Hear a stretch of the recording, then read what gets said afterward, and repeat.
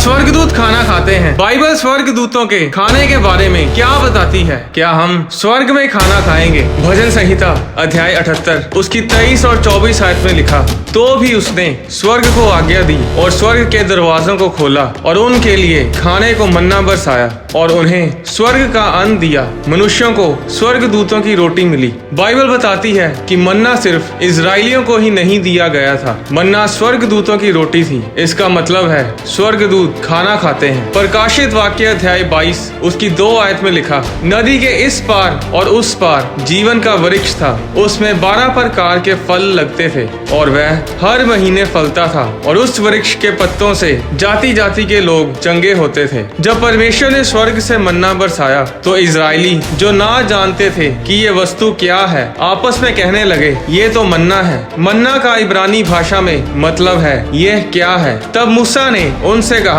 ये वही रोटी है जिसे यहोवा तुम्हें खाने के लिए देता है। यूहन्ना अध्याय 6 उसकी 31 आयत में प्रभु यीशु मसीह ने कहा, हमारे बाप दादों ने जंगल में मन्ना खाया, जैसा लिखा है, उसने उन्हें खाने के लिए स्वर्ग से रोटी दी। इब्रानी भाषा में रोटी शब्द की जगह इब्रानी शब्द लेहेम का इस्तेमाल किया गया है, जिसका मतलब है ब्रेड यानी रोटी। प्रभु यीशु मसीह ने मूसा के शब्दों की पुष्टि की कि वो मन्ना ब्रेड थी यानी कि रोटी थी। वो स्वर्गीय मन्ना ब्रेड की तरह तो था, पर वो इस धरती की ब्रेड के जैसा नहीं था। इसीलिए इजरायलियों ने जब उसे देखा तो उसे रोटी नहीं कहा। वो स्वाद में इस धरती की किसी भी रोटी से कहीं ज्यादा उत्तम था। निर्गमन अध्याय 16 उसकी 31 आयत में लिखा, इजराइल के घराने ने उस वस्तु का नाम मन्ना रखा और वह धनिया के समान श्वेत था और उसका स्वाद मधु के बने हुए बिस्किट जैसा था। भजन संहिता अध्याय 78 उसकी 23 और 24 आयत में लिखा कि परमेश्वर ने इजरायलियों को स्वर्ग का अन्न दिया।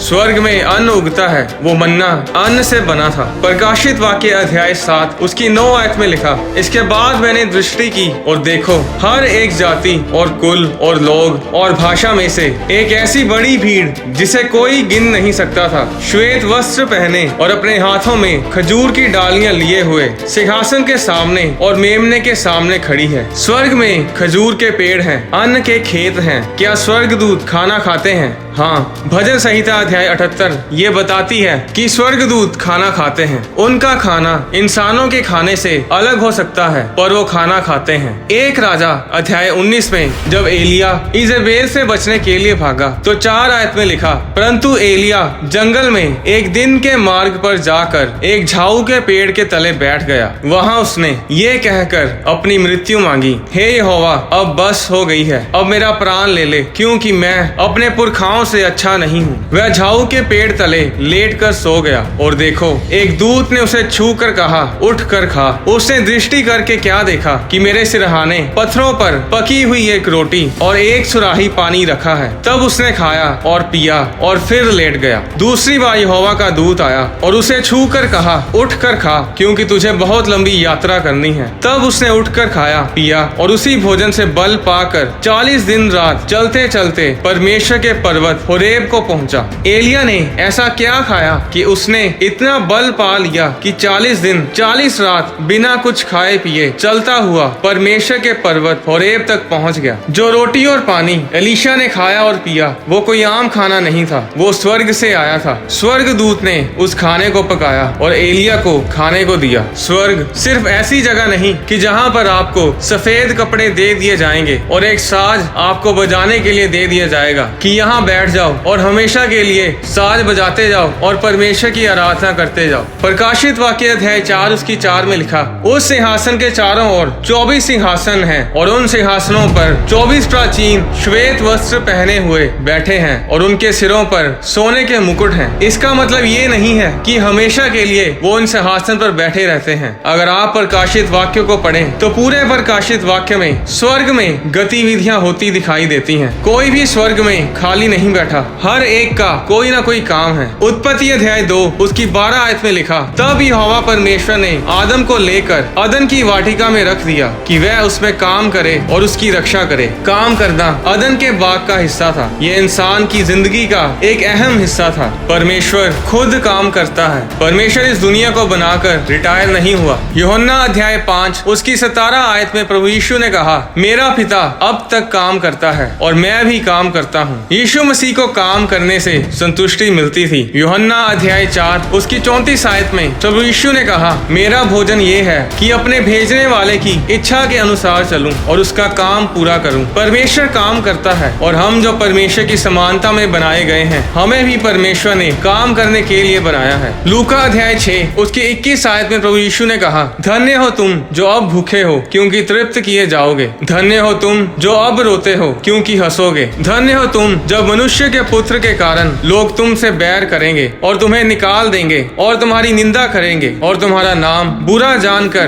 काट देंगे। उस दिन आनंदित होकर उछलना, क्योंकि देखो तुम्हारे लिए स्वर्ग में बड़ा प्रतिफल है। उनके बाप दादे भविष्यद्वक्ताओं के साथ भी वैसा ही किया करते थे। प्रकाशित वाक्य अध्याय 19 उसकी 6 से 9 आयत में लिखा, फिर मैंने बड़ी भीड़ का सा और बहुत जल का सा शब्द और गर्जन का सा बड़ा शब्द सुना। हालेलुया, क्योंकि प्रभु हमारा परमेश्वर सर्वशक्तिमान राज्य करता है। आओ हम आनंदित और मगन हों और उसकी स्तुति करें, क्योंकि मेमने का विवाह आ पहुंचा है और उसकी दुल्हन ने अपने आप को तैयार कर लिया है। उसको शुद्ध और चमकदार महीन मलमल पहनने का अधिकार दिया गया, क्योंकि उस महीन मलमल का अर्थ पवित्र लोगों के धर्म के काम है। तब स्वर्गदूत ने मुझसे कहा, ये लिख कि धन्य वे हैं जो मेमने के विवाह के भोज में बुलाए गए हैं। लूका अध्याय 22 उसकी 29 आयत में प्रभु यीशु ने कहा, और जैसे मेरे पिता ने मेरे लिए एक राज्य ठहराया है, वैसे ही मैं भी तुम्हारे लिए ठहराता हूँ, ताकि तुम मेरे राज्य में मेरी मेज पर खाओ पियो, वरन सिंहासन पर बैठकर इजराइल के 12 गोत्रों का न्याय करो। लूका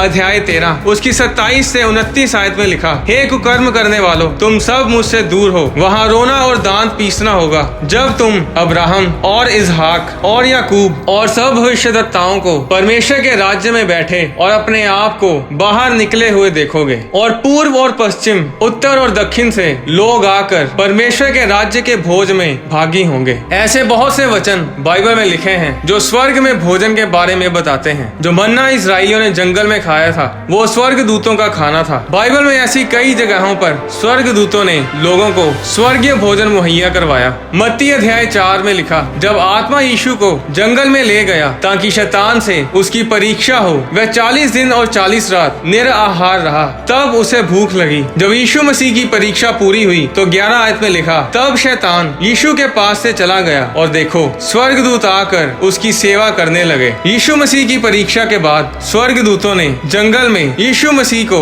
स्वर्गीय भोजन खिलाया। इस धरती पर हम खाना खाते हैं ताकि हमारे शरीर को ऊर्जा मिलती रहे और हम स्वस्थ रहें, पर स्वर्गदूत तो आत्माएं हैं। फिर भला स्वर्गदूतों को खाने की क्या जरूरत है? जब हम स्वर्ग में जाएंगे तो हमें खाने की क्या जरूरत होगी? बाइबल बताती है कि परमेश्वर के स्वर्गदूतों को हर एक चीज का ज्ञान नहीं है। 1 पतरस अध्याय 1 उसकी 12 आयत में लिखा कि स्वर्गदूत परमेश्वर के ज्ञान को, परमेश्वर को और गहराई से जानने की लालसा रखते हैं। स्वर्गदूत आत्माएं हैं, वो मर नहीं सकते, आप उन्हें मार नहीं सकते, और यही कारण है कि परमेश्वर ने शैतान को खत्म नहीं किया। इसके बारे में एक अलग वीडियो में मैंने विस्तार से बताया है कि परमेश्वर ने शैतान को क्यों नहीं मारा। स्वर्गदूतों को जिंदा रहने के लिए खाने की जरूरत नहीं। जो खाना वो खाते हैं वो उनको समझ और ज्ञान और परमेश्वर की पहचान में बढ़ाता है। प्रोफेट साधु सुंदर सेल्वराज ने एक गवाही में बताया कि एक बार उन्हें दर्शन आया कि एक स्वर्गदूत उनके पास खड़ा है जिसके पास 4 तरह के फल हैं। उस स्वर्गदूत ने कहा कि ये बुद्धि के पेड़ के फल हैं और ये परमेश्वर ने तुम्हारे लिए भेजे हैं। जब प्रोफेट ने उन फलों को खाया तो वो अचंभी सी बुद्धि से भर गए, और उसी समय जब यीशु मसीह उस प्रोफेट के दर्शन में आए तो प्रभु यीशु मसीह उन्हें इस ब्रह्मांड के गहरे भेदों के बारे में बताने लगे।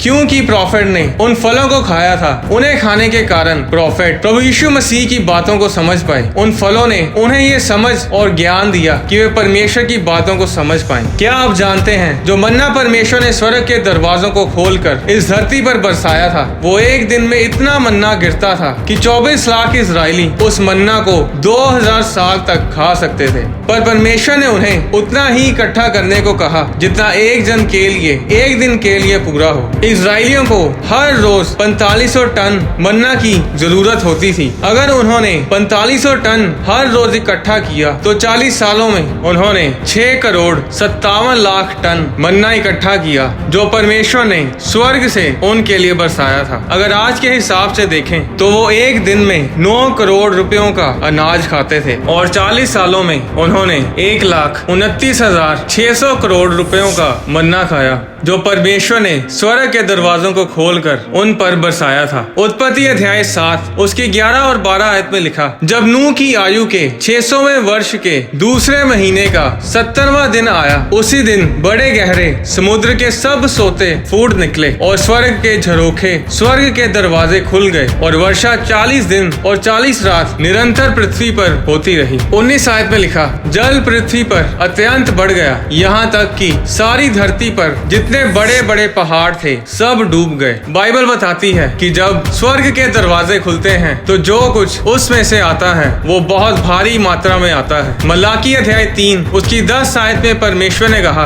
कि सारे दशमांश भंडार में ले आओ कि मेरे भवन में भोजन वस्तु रहे। और सेनाओं का यहोवा ये कहता है कि ऐसा करके मुझे परखो कि मैं आकाश के झरोखे तुम्हारे लिए खोलकर तुम्हारे ऊपर अपरंपार आशीष की वर्षा करता हूँ कि नहीं। जब परमेश्वर अपने लोगों पर आशीष बरसाता है तो वो इतनी भारी मात्रा में होती है कि उसे रखने की जगह नहीं होती। स्वर्गदूत खाना खाते हैं, हम भी स्वर्गीय खाना खाएंगे, प्रभु के भोज में प्रभु की मेज से खाएंगे। पर ये तभी होगा अगर हम स्वर्ग जाएंगे, और स्वर्ग जाने का रास्ता सिर्फ यीशु मसीह है। अगर आपने यीशु मसीह को अपना उद्धारकर्ता ग्रहण नहीं किया तो आप स्वर्ग नहीं जा पाएंगे। फिर आप नर्क में जाएंगे, जहाँ रोना और दांतों का पीसना होगा, जहाँ कोई खाना पीना नहीं मिलेगा, जहाँ पर हमेशा के लिए आप तड़पते रहेंगे। तो अब आपको फैसला करना है कि आपने कहाँ जाना है। क्या आप जानते हैं कि बाइबल में कभी भी किसी भी औरत की प्रार्थना खाली नहीं गई। एक औरत ने जब जब प्रार्थना की उसकी हमेशा सुनी गई। और आने वाली वीडियोस में मैं आपको बताऊंगा कि जब एक माँ भविष्यवाणी करती है तो क्या होता है। जब हम स्वर्ग में जाएंगे तो हम कैसे दिखेंगे। परमेश्वर आपको आशीष दे।